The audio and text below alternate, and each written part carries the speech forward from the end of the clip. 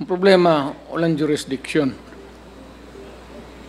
Bigyan mo muna ako ng jurisdiction before anything else. Before you move, jurisdiction muna. May jurisdiction ba sila? Effectively, March of 2019, ang withdrawal ng Pilipinas, so it has been, it has jurisdiction under Article 127. Bakit nilagay sa ICC yon? Kasi, Mr. Chair, pag wala yon sa ICC, ang gagawin na lang ng mga presidente at mga prime minister, pag may kaso sila sa ICC, magwi-withdraw lang sila, wala nang mangyayari. Pero nilagay ng ICC yon na pag nasimulan na ang investigasyon, bago maging effective ang withdrawal mo, the ICC has jurisdiction. Thank you. Your Honor, may I be given a chance to respond? Marami na masyadong tao ang sasagsalita against me. At least give me also only one person to my lawyer. Enzo Recto, kalaban ang katiwalian at kasinungalingan, kakampi sa katotohanan at kabutihan. Thank you, Mr. Chair. Good evening to everyone. Magandang gabi po, former President Rodrigo Roa Duterte, and to all other resource persons. Let's talk about the International Criminal Court. And I guess we have resource persons who are lawyers for the victims of the EG case. And I would like to direct my questions to the lawyers. Based from my understanding, Mr. Chair, the jurisdiction or the general mission of the ICC is to investigate and, if warranted, prosecute individuals who are charged with heinous crimes such as war crimes, genocide, and crimes against humanity. Would that be correct? Yes, Mr. Chair, including a fourth crime, crimes of aggression. So these are the only 4 types of crimes tried before the ICC. Yes, and that includes crimes of aggression. And later on, nakuha po yung attention ko doon po sa opening statement ninyo, Attorney Conti, na merong hong kaso ngayon, no, ang biktima nitong EGK at nasa ICC na po ito. Tama po? That is correct. The preliminary examination was opened February 2018 and the investigation was granted June 2021. Before I go on the details of the case, would you care to update us what is the status of this case before the ICC? So the status of the case at present, Your Honor, would be it's at the investigation stage. Bale po, yung sa atin po kasi ang kilala natin ay preliminary investigation. And there are 2 questions. One, what is the crime committed? And second, who is the perpetrator? Sa ICC po, sa preliminary examination, ang tinalakay na ay meron bang crimes against humanity na ginawa sa Pilipinas? Meron. Kaya nasa second stage na po tayo, who is most responsible or who are most responsible for these crimes against humanity. The ICC is in the process of determining these people so that they can issue either summons or warrants of arrest before trial can begin. You mentioned a while ago that it was already determined that there is a crime against humanity. And you are referring to the war on drugs. Yes, Your Honor. Is that correct? Yes, Your Honor. The ICC opened the investigation upon the request of the Office of the Prosecutor, approving the request because they believe that there is reasonable basis to believe that crimes against humanity were committed in the Philippines within the scope of November 2011 to about June 2016, murders and other inhumane acts which happened in Davao City, and from July 2016 to March 2019 nationwide. So that is the scope of the investigation, temporal and geographic. Part of your statement earlier, you mentioned that we charge him as liable for heinous crimes. Heinous crimes. He is liable for conspiracy because of the institution of a state policy to neutralize whomever he identified as so-called enemies of the state under the guise of anti-criminality. Yes, Would Your you care to explain and expound this statement? Your Honor, actually, part of that is derived, in fact, from ICC documents, both from the OTP, or the Office of the Prosecutor request to open the investigation, and the decision agreeing to such. This conspiracy says that the killings were premeditated murders. Ang lumalabas po, kung magre-refer po ako sa sinabi kanina ng isa pong resource person, si Senator Trillanes, the war on drugs was a ruse. Nabanggit ko rin po na hindi naman naging quote-unquote talagang gera, kundi naging massacre ng mahihirap. Ang kinalabasan po, gagawa ng kumbaga enemy.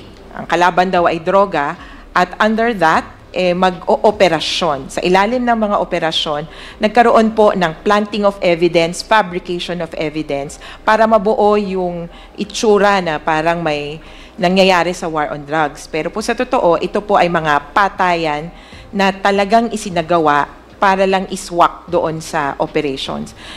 Kung ididikit ko din po doon sa dati na nating na bulatlat, pati po mga politically motivated crimes or politically motivated murders, dito na rin ipinasok sa quote-unquote war on drugs. Earlier, we had a discussion that it was mentioned that guilt is personal. And as a lawyer, I understand that if we go about with the provisions of the revised penal code, Title 2, which refers to the persons who are criminal liable for felonies, yung Article 16 nang sinasabi doon, yung mga principal, accomplices, and accessories. And yung Article 17, sinasabi po doon yung tatlong klase ng principals. Principal by direct participation, principal by inducement, and principal by indispensable cooperation. Yung principal by direct participation, that is what we are referring to guilt, which is personal. And you mentioned a while ago that you are charging the former president because of the conspiracy. And also, he is liable as principal by inducement or principal by indispensable cooperation. Would you care to expound and explain this, Attorney Conti? Yes, Your Honor. Mr. Chair, I would like to just clarify also that when you say guilt is personal, it doesn't mean that you have to be on site. You don't have to be the one who pulled the trigger. When you say guilt is personal, it means that you participated in some way or another in the commission of the crime. And when you planned or masterminded a crime, that is guilt that is personal as well. And so the participation of someone by inducement, nagbigay ka ng reward, sinabi mo, gawin mo ito, babayaran kita, that is inducement. By indispensable cooperation, bubuksan ko yung pintuan, gagawa ako ng policy para makapatay ka. At pagkatapos niyan, sisiguraduhin kong hindi ka mapaparusahan o maiimbestigahan. That could be principal by indispensable cooperation.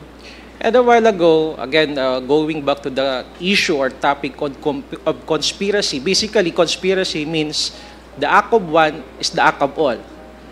And how would you allege that the act of these law enforcers will also charge the former president for the victims of these extrajudicial killings? Well, one, Your Honor, the character itself of crimes against humanity says that this is widespread and systematic killings. At ibig sabihin po ay may sistema na inilagay ang isang nakatataas na opisyales. Usually ay nasa gobyerno para utusan yung mga papatay, kumbaga. At pangalawa, ang konsepto po kasi ng conspiracy ay nag-usap-usap kayo, pinagplanuhan. At kung mai-establish ng ICC, and we believe so, kung mai-establish ng ICC na yung mga patayan ay konektado lahat sa war on drugs, konektado nun sa directives ni Duterte, maituturing po itong conspiracy o pinag-usapan. In fact, Your Honor, when we go back to the concept of negation and neutralization, the policy says so. And we can pull up a lot of police reports where the police would say, oh, we neutralized the suspect. And it is clearly, they fatally shot the suspect. Meaning, sinabi mo po na ganito, and this is how it was interpreted on the ground. Yung pong mga police report, klaro ang sinasabi, when you neutralize, you kill that person. So basically, in layman's term po, Attorney Conti, because of the policy on the war on drugs of former President Duterte, and that is being implemented by the law enforcers, ibig sabihin, they can all be charged for the crimes against humanity because of that policy and implemented by these law enforcers. A clarification, Your Honor, in crimes against humanity, and if this is charged before the International Criminal Court, they will only haul to court the most responsible, those who bear the greatest responsibility. And Kumbaga, in this case, Attorney Conti, who appeared to be the most responsible?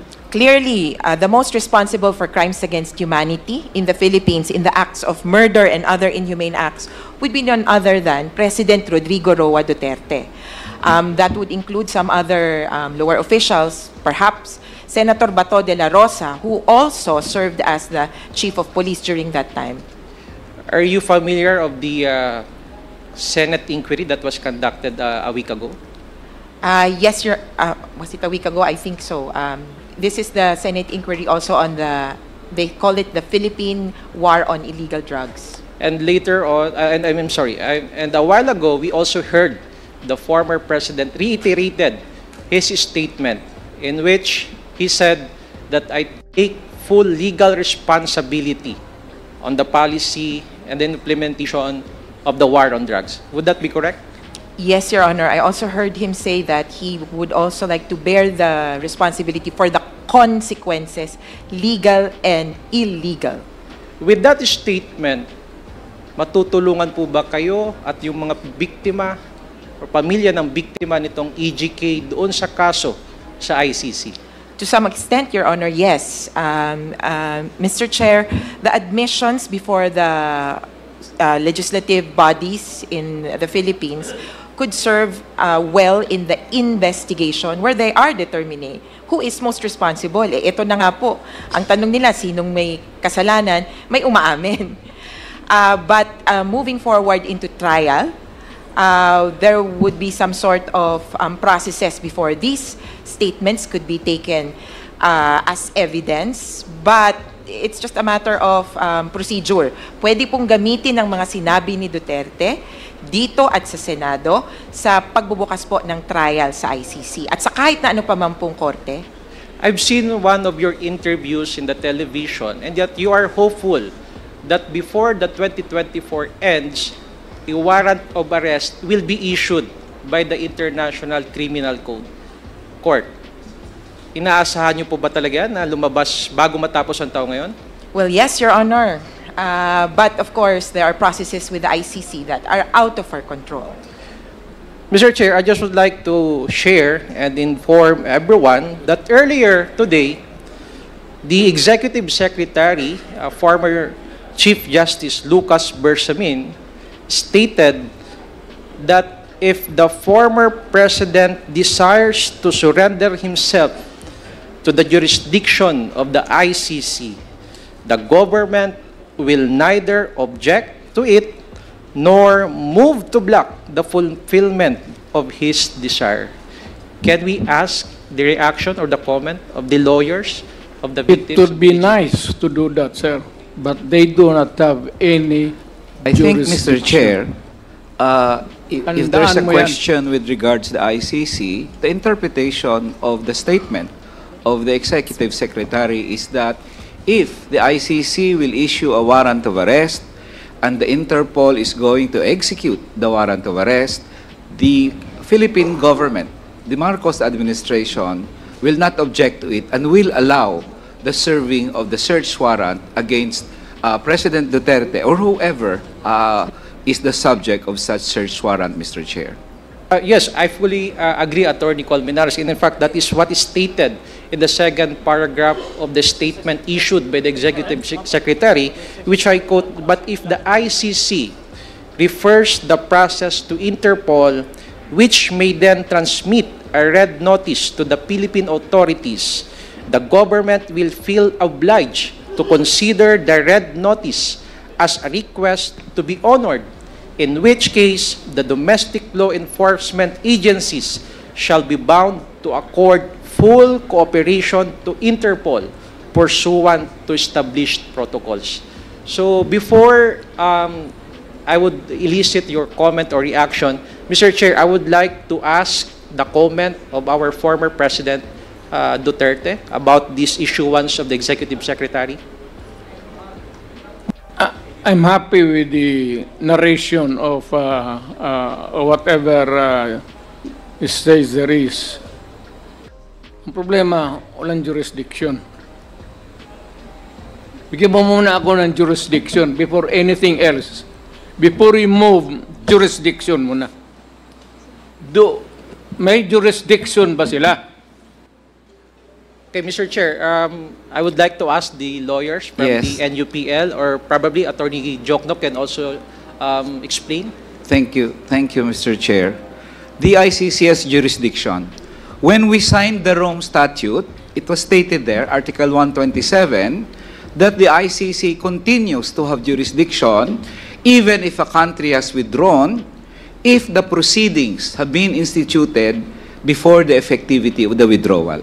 So 2017, na-file ang kaso originally, and then 2018, ito namang sa Rise Up Mga Pamilya, effectively March of 2019, ang withdrawal ng Pilipinas. So it has been, it has jurisdiction under Article 127.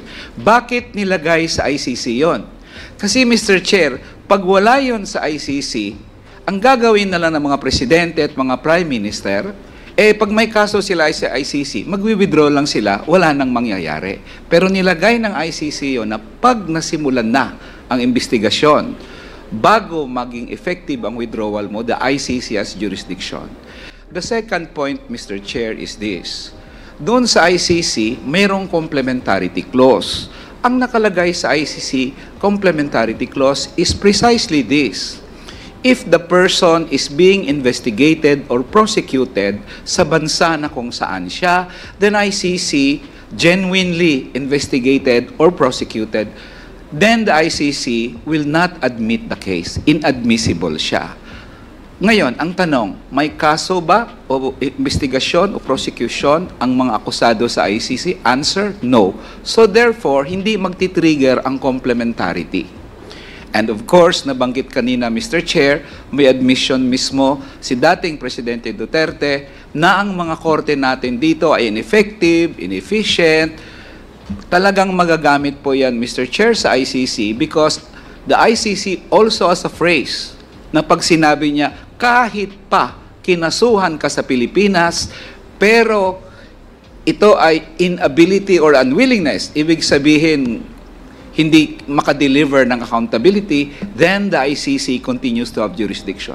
So the ICC has jurisdiction because of those terms, Mr. Chair. And last point na lang, Mr. Chair.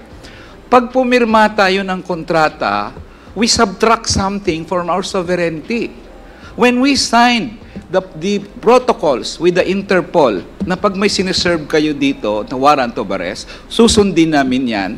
That's part of our giving up a part of our sovereignty doon sa ganyang klase na obligasyon. The same din sa ICC. At hindi maganda, Mr. Chair, na pag sakali hindi i-fulfill ng Philippine government ang pinirmahan niya sa Rome Statute many years ago, ang sabihin ng international community, hindi pala kayo mapagkatiwalaan . Pirma kayo ng pirma ng kontrata, pero pag-alanganin na o treaty, pag-alanganin na atras kayo. So it is also to the interest of the Philippine government na i-fulfill ang obligasyon sa ICC precisely because we have committed ourselves to do our obligation. So in any case, Mr. Chair, the ICC has jurisdiction, and we are supposedly bound dapat to implement that jurisdiction, Mr. Chair. Mr. Chair, is it correct to assume that the subject matter of the case before the ICC or the crimes that we are referring to are crimes committed before the withdrawal? Is Yes, that correct? Mr. Chair. That is correct, Mr. Chair. If I may add, Mr. Chair and Your Honors, That was one of the issues taken up by the pretrial chambers. Ito na po yung court ng International Criminal Court when it granted the request of the prosecutor to conduct a formal investigation. In September 15, 2021, sa isang written decision ng pretrial chamber, they found, number one, that there was reasonable basis to proceed with the investigation, and number two, that the case falls within the court's jurisdiction. Hindi po nila papayagan ang prosecutor na mag-imbestiga sa isang kaso kung wala naman jurisdiction ang ICC. Kung ganun po, dapat matagal na nilang dinismiss ang kaso. It's very clear under the rulings of the ICC as well as the Rome Statute, which is the treaty that the Philippines ratified, that that jurisdiction exists. Mr. Chair, nais ko rin pong magdagdag dun sa mga sinabi nila Attorney Nery Colmenares and Attorney Chel Jokno. Bukod po sa Rome Statute itself, bukod po sa pronouncement ng pretrial chamber ng ICC, ang mismong Korte Suprema natin, in the 2021 case of Pangilinan versus Cayetano, I quote from the decision penned by Senior Associate Justice Marvic Leonen. What is the effect of withdrawal? Yun po ang issue na sinagot dun sa ruling na yun. Withdrawing from the Rome Statute does not discharge a state party from the obligations it has incurred. Then the Supreme Court proceeded to say, a state shall not be discharged by reason of its withdrawal from the obligations arising from the statute while it was a party. Its withdrawal shall not affect any cooperation with the court in connection with criminal investigations and proceedings in relation to which the withdrawing state had a duty to cooperate and which were commenced prior to the date on which the withdrawal became effective. So malinaw, kahit nag-withdraw na, dun sa mga alleged crimes against humanity committed within the period of 2016 to 2019, I'm sorry, 2011, may I correct myself, 2011 to 2019. Yung 2011, yun po ang date na rinatify ng Senado yung Rome Statute, na naging officially member state tayo ng Rome Statute. Yung 2019 naman ay yung date na naging effective yung withdrawal. Kasi winidraw po tayo ng dating Pangulong Duterte sa Rome Statute noong March 2018. So 1 year after that, March 2019, naging effective yung withdrawal. Nakasabi, malinaw talaga yan sa Rome Statute, na habang miyembro ka, meron kang obligasyon to cooperate kung ano man yung mga proceedings. So, miyembro pa tayo from 2011 to 2019, kaya pwede pa na mag-imbestiga ang ICC. Maraming salamat po. Thank you for Your that. Honor, may I be given a chance to respond? Marami na masyadong tao ang sasagsalita against me. At least give me also only one person to, my lawyer, to give his piece of the legal issues involved. To be fair. Bunyog, bunyog, halikan na kasama ka. Bunyog, kapag buklod ay may pag-asa. Luzon, Visayas, Mindanao, isa ang pananaw. Sa bagong Pilipinas ang bunyog isisigaw.